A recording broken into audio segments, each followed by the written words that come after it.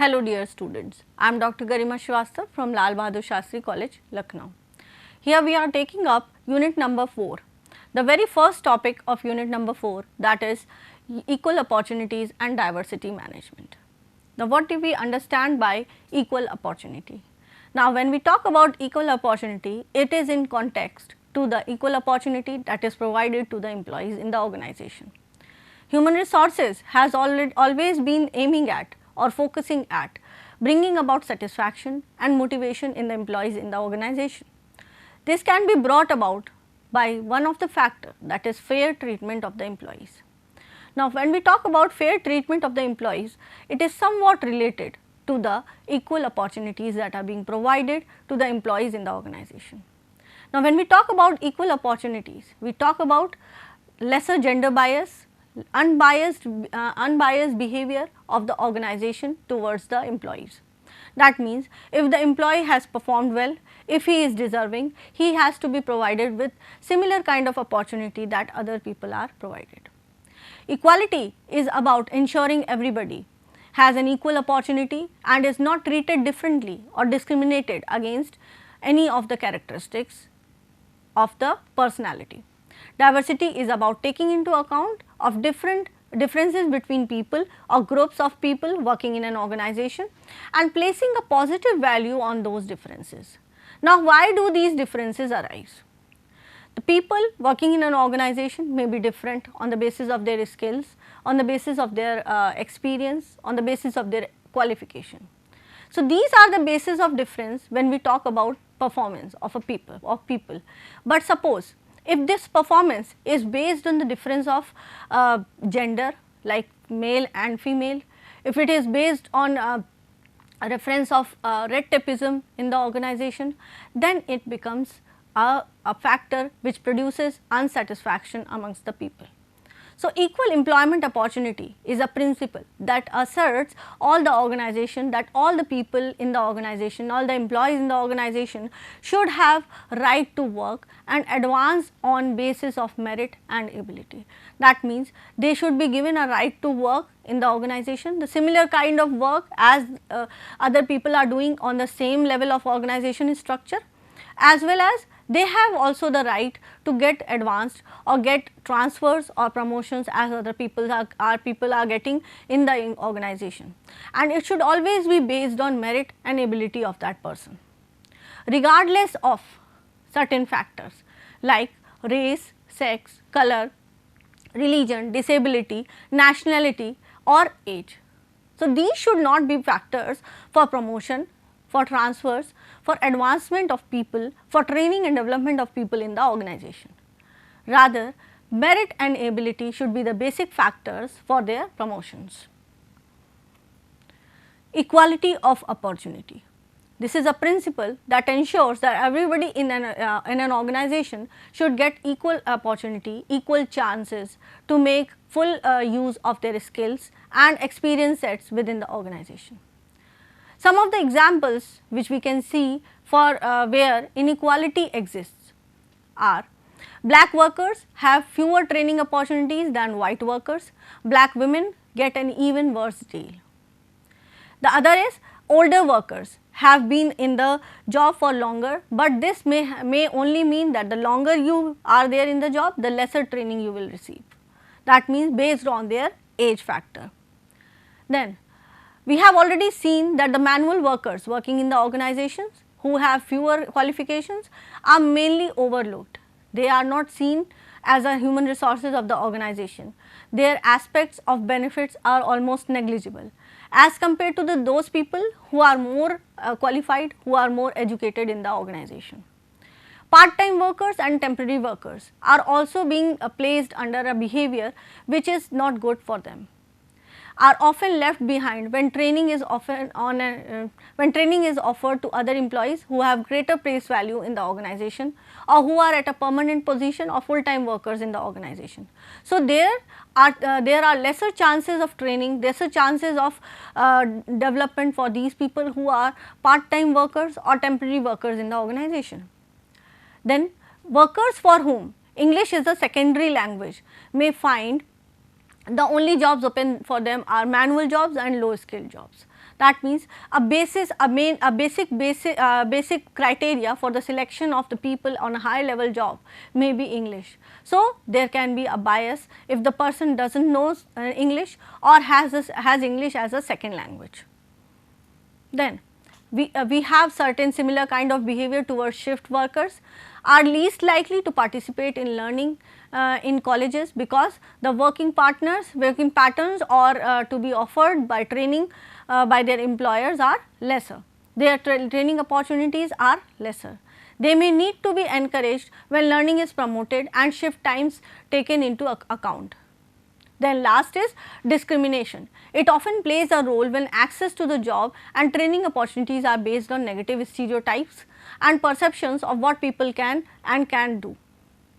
So, discrimination on the basis of just by knowing that they will be able to do or not is not a criteria for promotion. It must always be seen in the appraisals must be done for taking into the criteria for promotion as well as training of the people.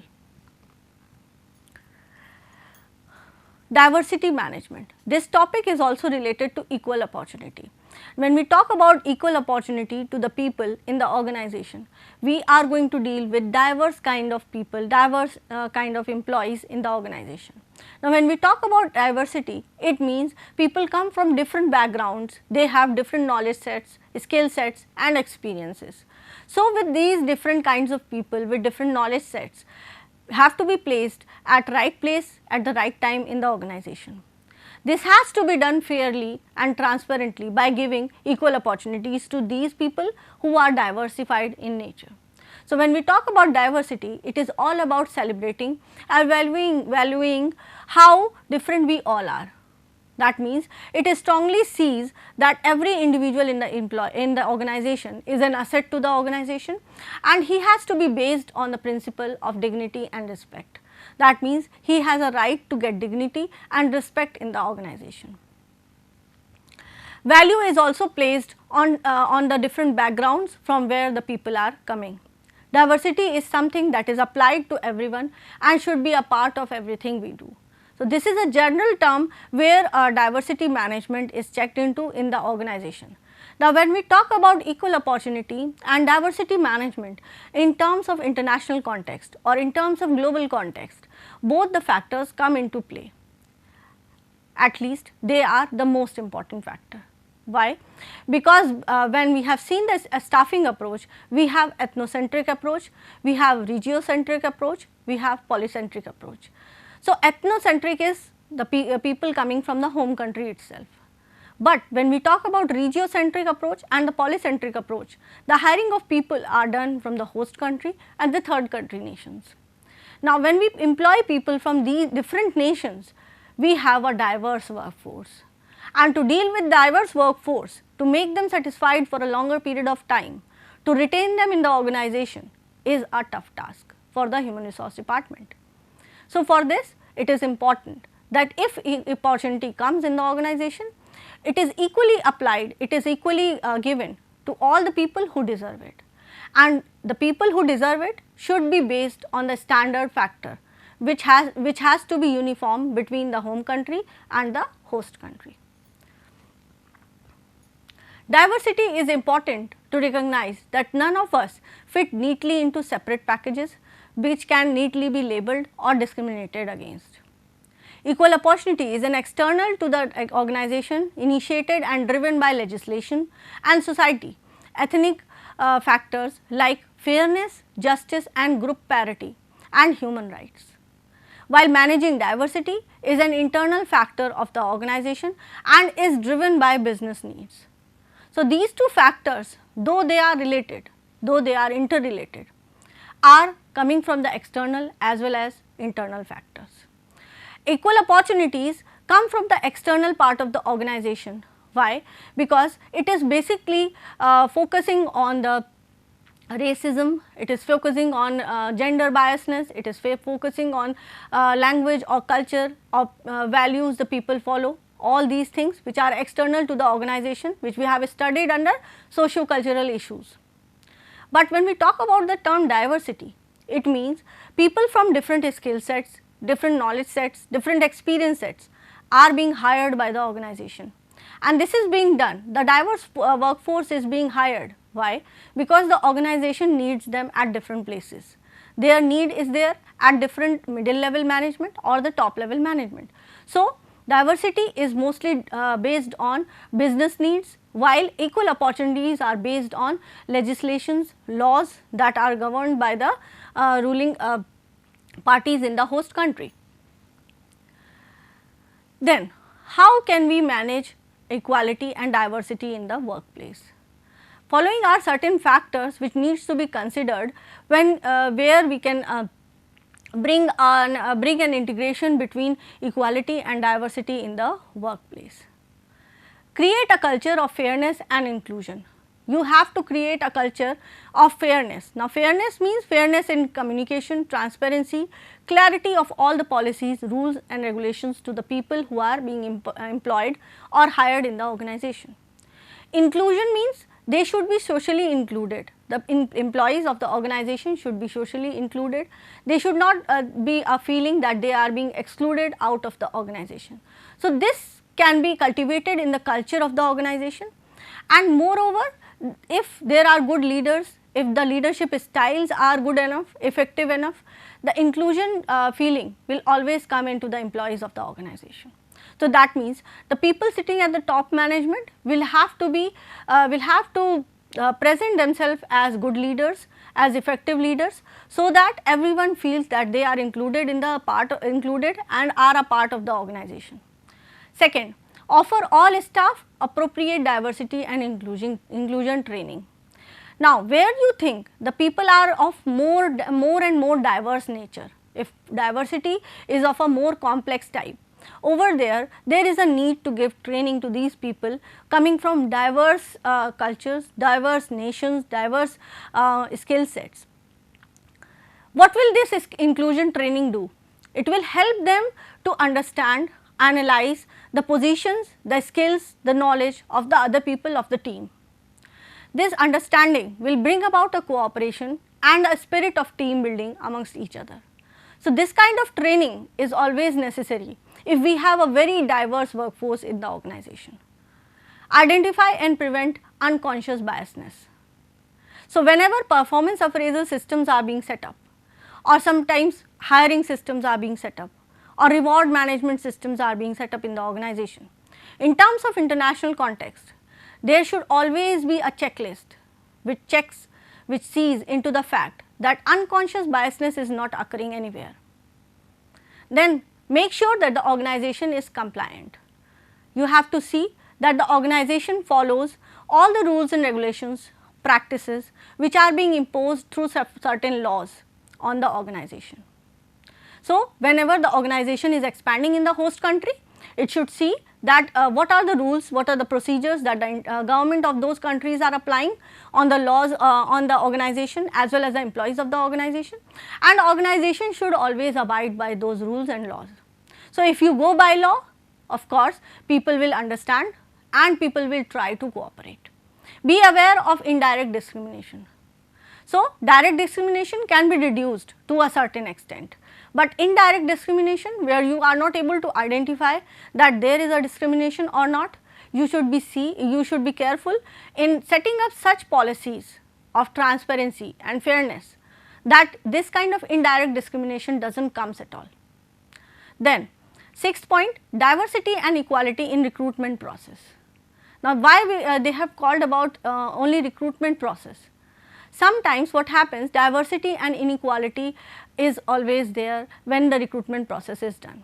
What happens if the organization follows an ethnocentric approach? Most of the people who are at the top management and the middle level management, they are being hired from the home country.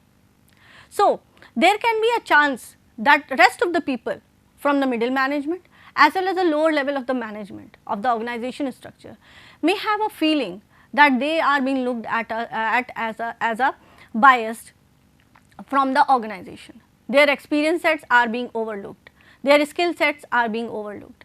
So, in this case, there is a need to bring about equality between the top management, middle management and lower level management, and ensure all the people in the organization structure, that they will be provided equal opportunities in the organization as far as their merits and performance is related. No kind of biasness will be existing in the performance of the people. A term, that is globalization of diversity management. That means you have to be localized yet globalized in your approach. If you have local people, if you have people from the host country or third country nation, you have to see what are the norms which can be adapted, which have to be adapted, which have to be abided by, so as to bring equality at the workplace.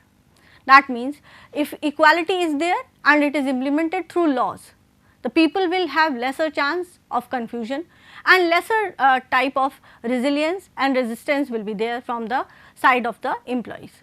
So, more and more people will trust you if you have transparent and fair policies of recruitment, training and development for the employees.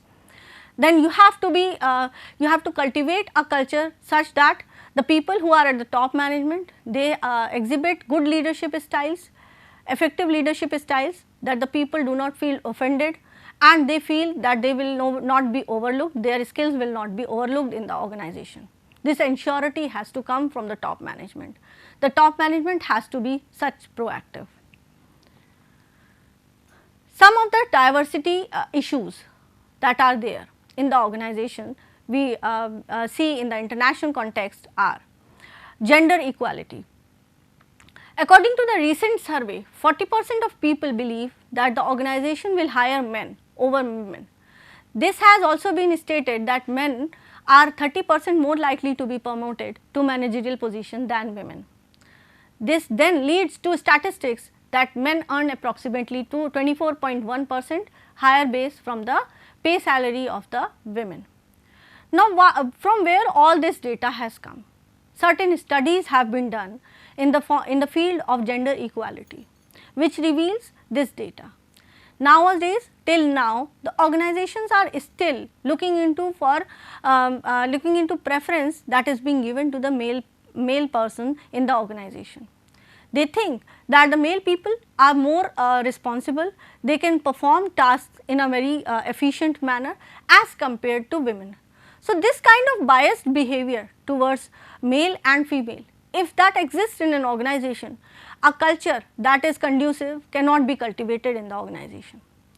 An organization, if it wants a good brand image in the eyes of the other employees or in the eyes of prospective future employees for the organization has to be very transparent, very fair in the policies of hiring and recruitment of people in the organization. Because whatever the organization does, everything goes into the market. It is always there in the market that this organization is biased and the other organization is not biased at all.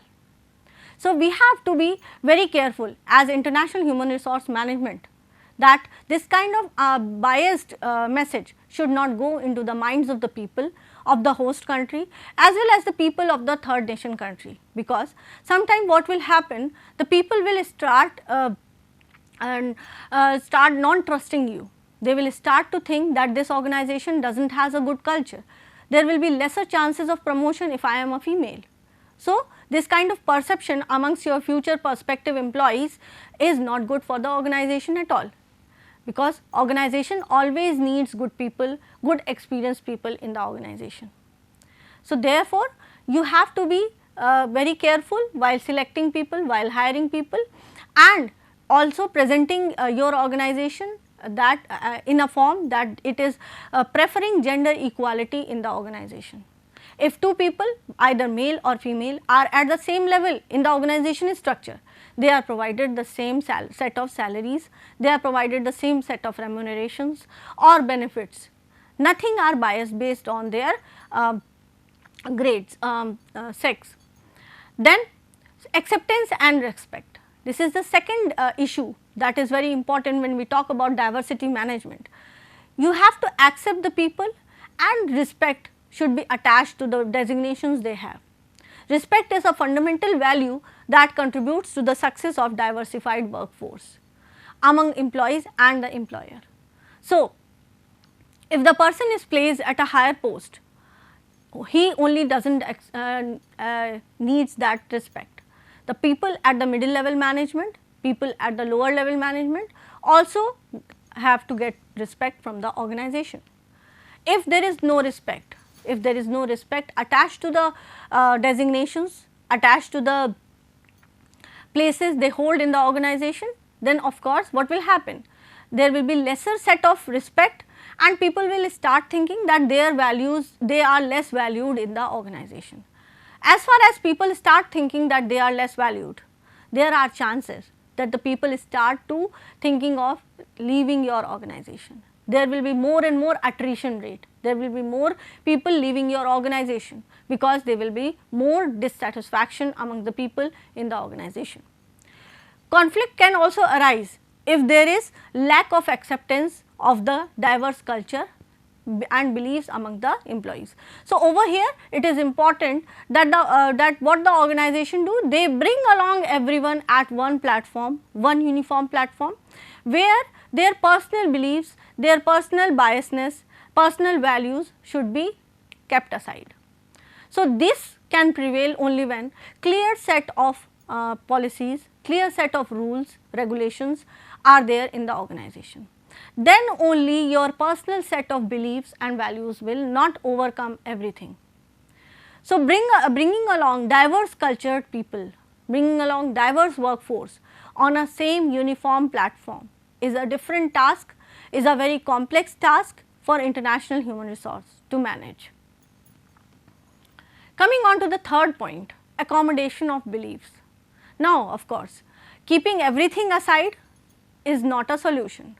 Now, where are we going to accommodate the beliefs, the values, the ethics of people from host country or from third nation country? So, over here there is a need to remind the people, the employees of the organization that they should not impose their beliefs and thoughts on others to stop spats and disputes. Again, this can be done through clear set policies, clear set procedures in the organization, where there is no place for your personal beliefs, personal set of values. Though values are somewhat related to ethics, ethics should be there which is attached to your job, but your belief which can be right or wrong, you are only aware of, should be kept aside. So, there should be continuous circulars in the organization if we have a diverse workforce, that personal beliefs, personal values should be kept aside and they should not come in the way of the working style of other people, so that there be disputes may be reduced between the people. Because what happens when we talk about different values, different beliefs of people from different nations, definitely disputes and conflicts can come. If disputes and conflicts are more and more there in the organization, their number is more in the organization, of course, what will happen with more disputes, more conflicts, the organization will not be able to work that productively and that efficiently. So, one of the tasks of human resource management is this also, that they have to reduce the conflicts as well as the disputes amongst the people for a longer period of time, and they have to reduce them to such an extent that they do not arise again. It is important to keep their ethics and personal beliefs separate. What you believe and ethics are different things. So, what you believe should not be imposed, should not be overcome on any other person, whoever is related to the business. So, it should not be related to work responsibilities, and not everyone will share the same belief and thought at the workplace. The last point, that is last issue of diversity management, is physical and mental disabilities. It is important for the organization to accommodate for the employees or individuals with physical and mental disability. By being able to provide a fair and comfortable workplace for the employees, help towards the success of the business, whilst also creating a more diverse workplace. So, one of the diversity factor is also related to physical and mental well-being of the people. So, if we have a department, suppose we have a department where people with some physical disability are hired. So, there should be a behavior, there should be a fair behavior with these employees. They should not feel that they are left out, a feeling of exclusion should not come, as well as a very comfortable kind of workplace should be ensured by the organization. Now, when we talk about comfortable organization workplace, it means the sitting arrangement of such physically disabled people, the lighting arrangement that is being done across their desk where they are sitting, or their station where they are sitting. So, all this it becomes a responsibility of the organization itself. Now, by doing this, if the organization looks after the comfortability, the compatibility of the employees within the organization, it will give a long term benefit to the organization. It will help the organization to retain multitasking, multi-talented people, skilled people for a longer period of time in the organization. The organization will be able to capitalize on the skill sets of these people, and they will not try to leave the organization at the earlier. They will be there with the organization for a longer period of time. Their experiences can be shared with the organization, and they can be their experience sets can be used, can be utilized to the optimum when organization goes for further expansion in some other country, that is the host country. So, these are the basic issues which are related to diversity management when we talk in terms of global business.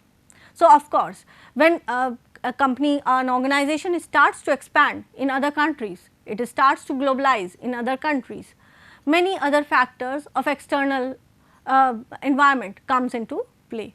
One of such factor is diversity management, and it is a part of human resource management activities, that it arranges such an infrastructure, it arranges such a process that equality comes amongst these diverse workforce, which is very complex process, which can be done through various strategies. So, language and communication can also be seen within a diverse workforce. This barrier can be very common. Some of the strategies where diversity is a challenging way, that is the first one, recruitment. Approach to recruitment is one of the most significant drivers where diversity happens, and it is the responsibility of human resource that it looks into the factors that diversity does not lead to biasness in the organization. Then it is day to day management. Staff members may have different understandings and expectations, and they should be met out. Company policies should be very clear and closely related to day to day activities. Therefore, documentation, legal requirements and zero tolerance policies can be set up. Lastly, the cultural and environmental setup for the people working in the organization should be conducive enough that place a friendly environment for the employees working in the organization. Thank you all.